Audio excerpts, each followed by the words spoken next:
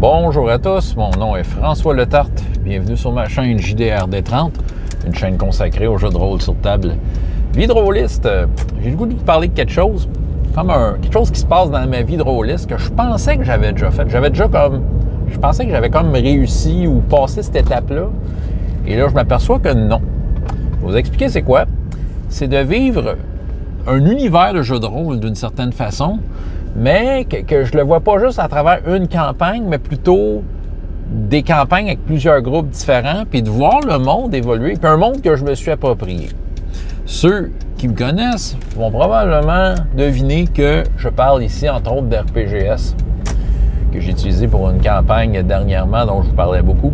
Je vous en parle encore quand même assez souvent. RPGS.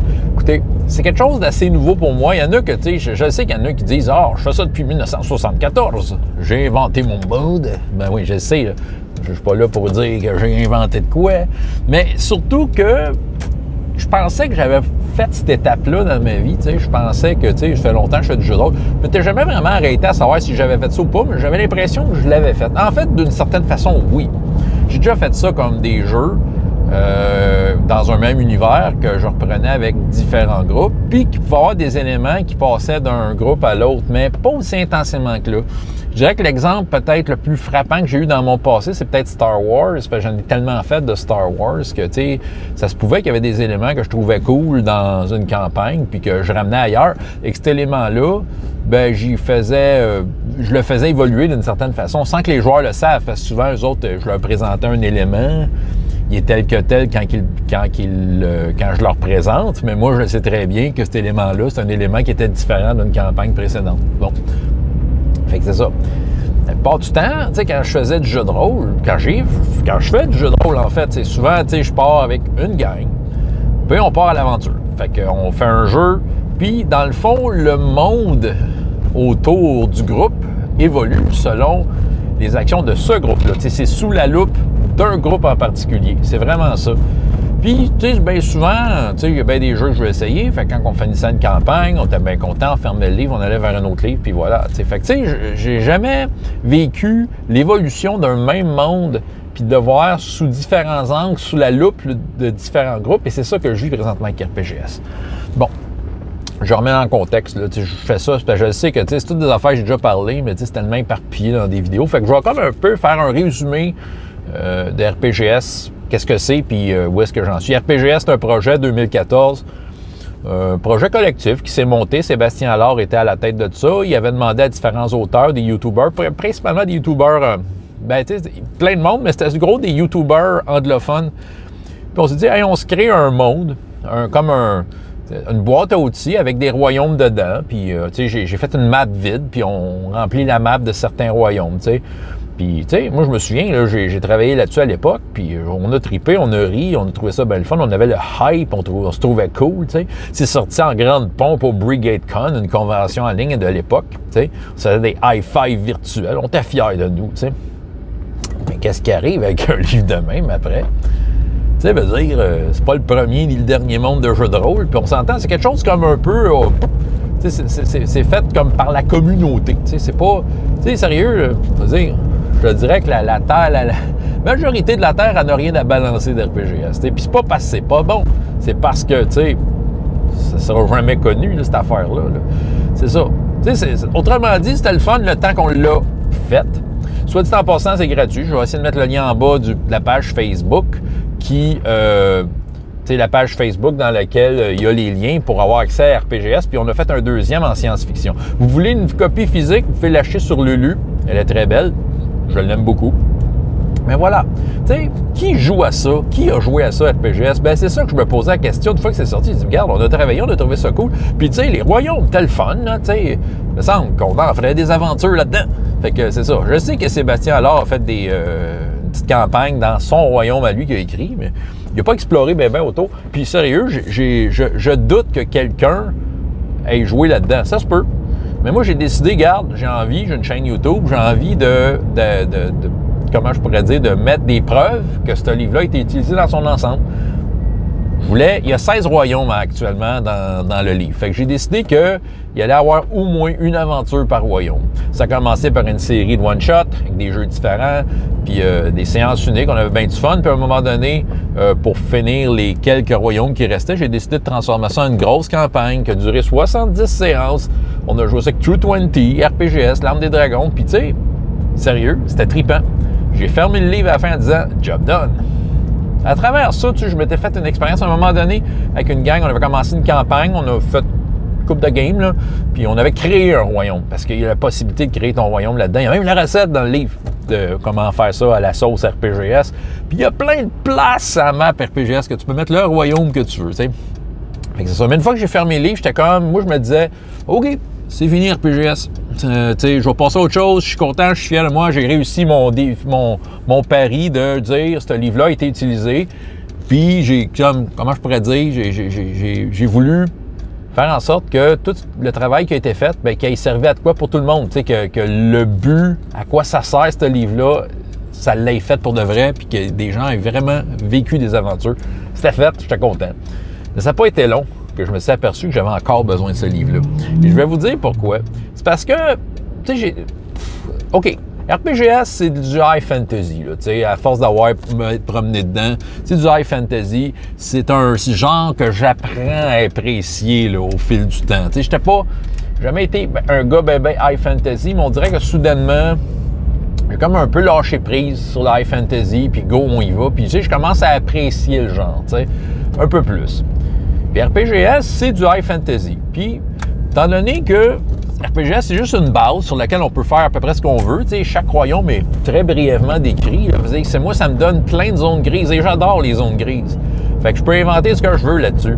Fait que, tu sais, j'ai ma façon d'amener le high fantasy. J'ai ma façon de voir les elfes, j'ai la façon de voir les dragons, j'ai ma façon de voir les religions, puis, tu sais, faites-moi la liste, là. Tu sais, j'ai comme ma façon d'aborder ça quand je suis meneur de jeu. Si je suis meneur de jeu, tu sais, c'est comme, j'apporte un peu ma façon de faire. Évidemment, je m'inspire de ce que les joueurs apportent aussi, mais tu sais, à la base, si on me laisse aller, ben, j'ai comme naturellement une tendance à aborder chacun des thèmes de high fantasy de ma manière, tu sais.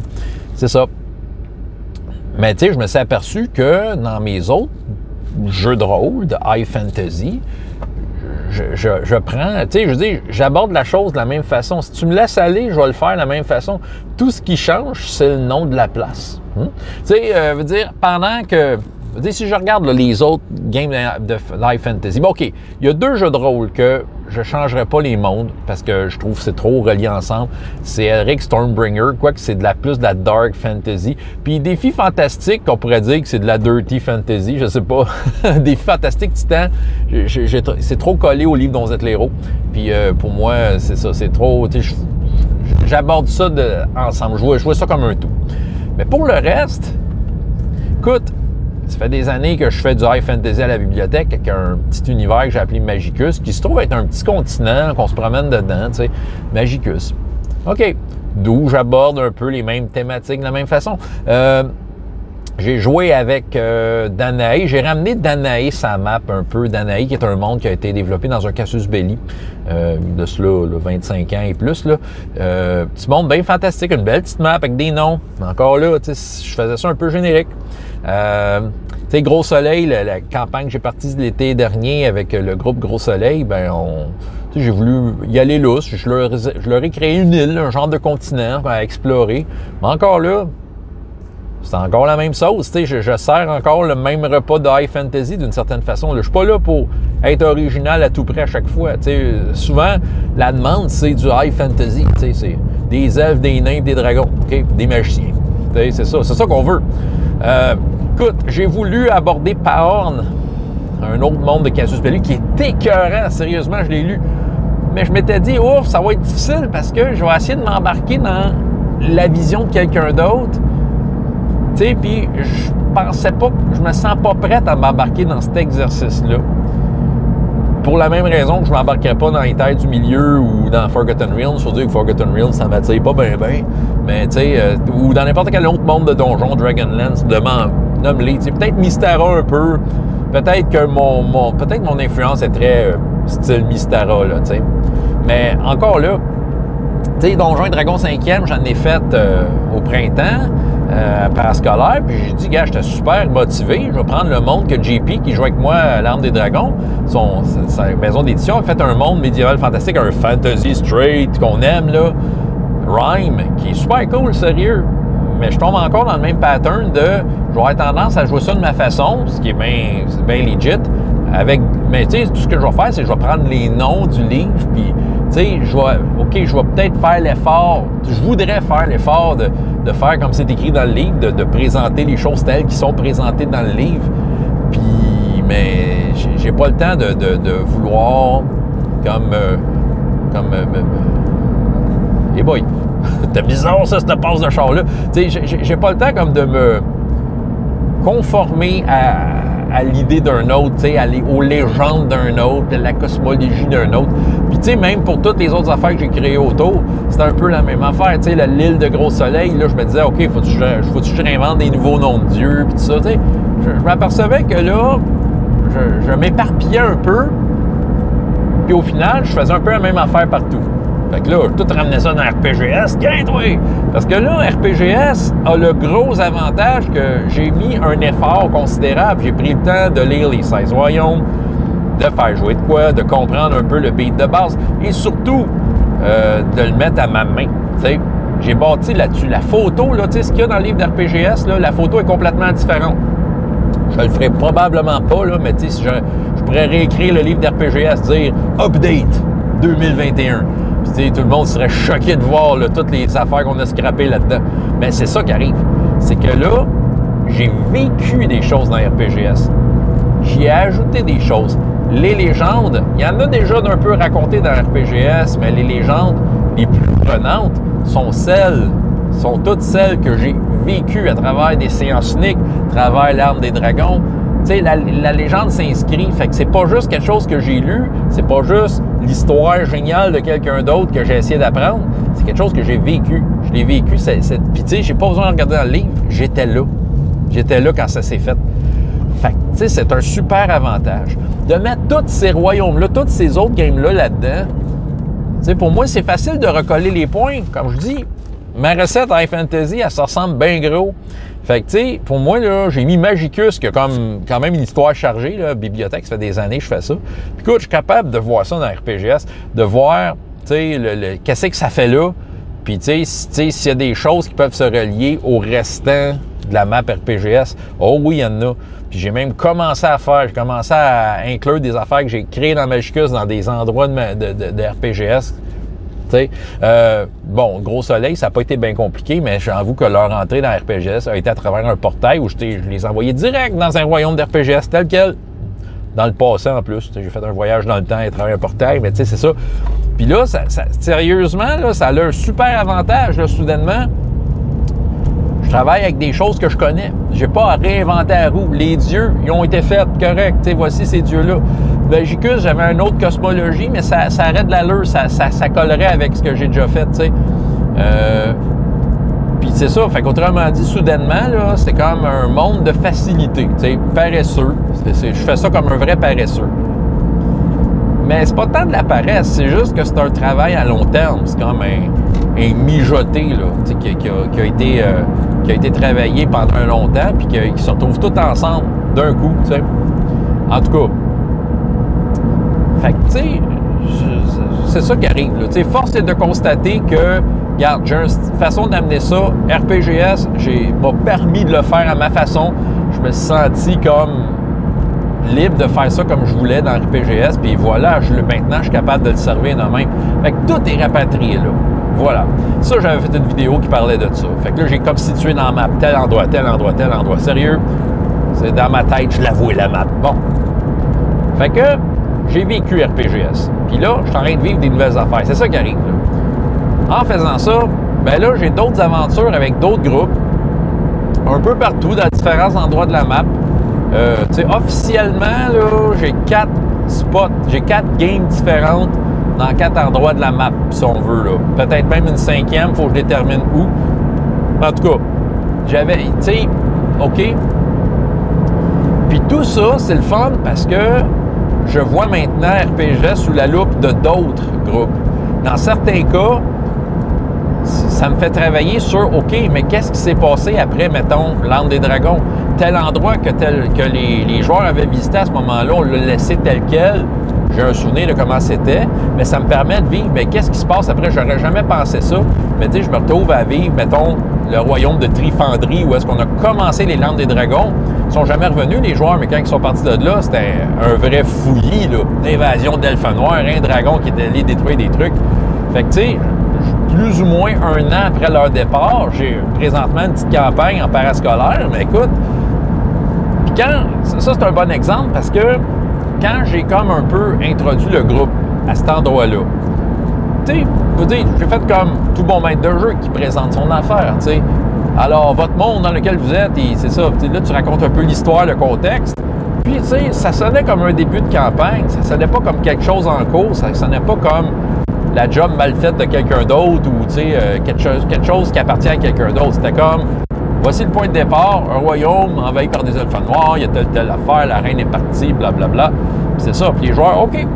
Puis eux autres, à leur façon, sous leur loupe, ils vont influencer ce monde-là. Ils vont emmener leur propre légende. Ils vont faire des trucs épiques. Puis pour moi, ça va s'inscrire à mesure. Tu sais, puis je vais garder de ces expériences-là les trucs qui, je pense, font évoluer le monde puis qui ajoutent de quoi, encore plus de jus. Puis c'est ça que je trouve, c'est ça qui est nouveau pour moi, là. Soudainement, c'est super facile, soudainement, de faire évoluer ce monde-là. Quoi d'autre, je peux te dire, écoute, je vais prendre encore l'exemple de ce groupe-là en particulier parce que eux autres sont vraiment situés à un endroit qui a été chaud dans mes games avant, là. Mais tu sais, à un moment donné, ils lèvent la main, ils posent des questions. C'est qui ce millionnaire? C'est quelle ça à faire? Moi, je regarde pas dans le livre, je réponds direct. Ça sort direct la réponse parce que je l'ai vécu étant moi. J'ai même pas besoin de regarder dans le livre. C'est ça. Puis non seulement ça, c'est parce que je suis tellement au fait de ce qui s'est passé que je suis capable de donner la réponse que leurs personnages, théoriquement, doivent savoir. Parce que des fois, je vais filtrer des informations, non pas pour les cacher, mais juste parce que c'est logique que leurs personnages, tu sais, savent cette information-là de cette façon-là. Tu sais, quand tu prends un jeu tout fait, c'est sûr que tu peux faire ce même exercice-là, mais souvent, c'est un paragraphe qui est écrit, tu sais, la légende de tel roi. Là, il est tout écrit, là, tu sais, puis c'est sûr que tu peux juste lire l'information, puis n'importe qui, à travers ton univers de jeu de rôle, va connaître la même info. Évidemment, tu sais, avec un peu de doigté, tu peux filtrer. Mais tu sais, j'ai pas besoin de faire cette conversion-là. Elle est déjà faite, je le sais. Fait que, tu sais, à un moment donné, qui est Mélionir? Tu sais, ils l'ont pas vécu, les Landes des Dragons.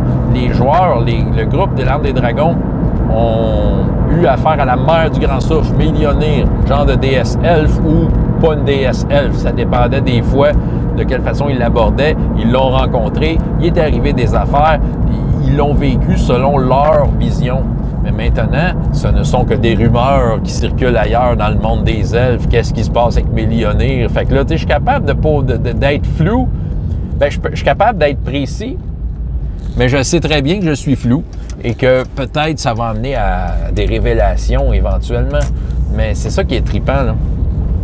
C'est vraiment trippant de faire ça, cet exercice-là.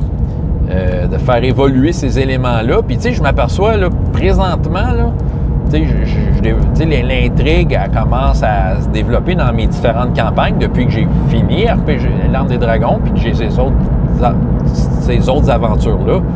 Puis je m'aperçois que je me replonge dans des réflexions que j'ai déjà eues par rapport à RPGS.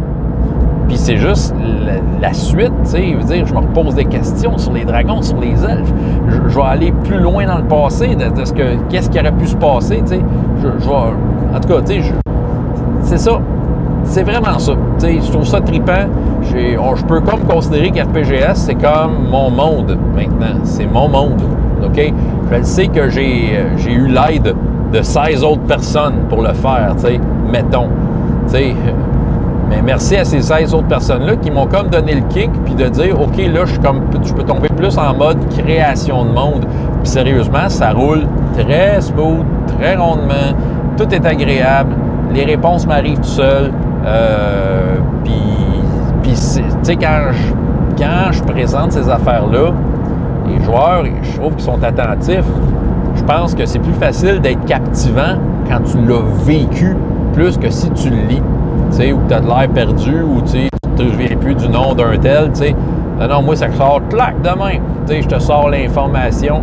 Fait que, tu sais, moi, je trouve que pour l'immersion, je trouve ça plus facile. Fait que c'est direct ça que je vis.